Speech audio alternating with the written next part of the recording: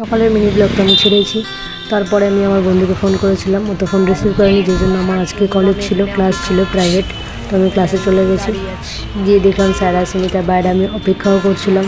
এখন ক্লাসে একা একা বসে রয়েছি।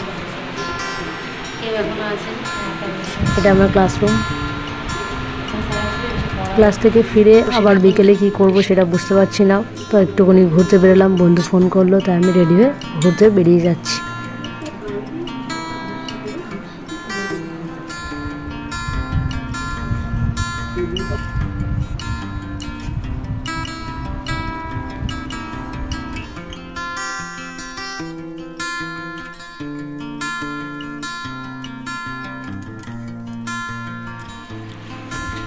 এখন বিকালে যাব আমি, আমার ফ্রেন্ড আর ফ্রেন্ডের দিদি, একসাথে আমরা যাচ্ছি গড়িয়া।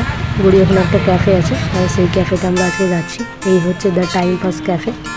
এখানে কিছুক্ষণ আমরা টাইম স্পেন্ড করেছি, আমার খুব ভালো লেগেছে। এখানে এনভায়রনমেন্টটা খুব ভালো, খুব সুন্দর ক্যাফেটা সাজানো, বেশ পুরনো আদলে বাড়িটা, কিন্তু ভিতরে পুরো মডিফাইড।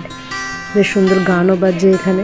কিছুক্ষণ টাইম পাস করেছি, ভালো লেগেছে। এবার আমাদের কফিও চলে এসছে, কফি খেয়ে এবার বাড়ি চলে আসলাম। আস্তে আস্তে ভালো, আমার একটু ফুচকা খেতে ইচ্ছা করছে, তো পাড়ার মোড় থেকে ফুচকাও খেলাম। খেয়ে পুরো দিনটা ভালো মতো কাটিয়ে আমি আমার মতো এনজয় করে বাড়ি ফিরলাম। Thanks for watching my video. দেখা হচ্ছে নেক্সট ব্লগে।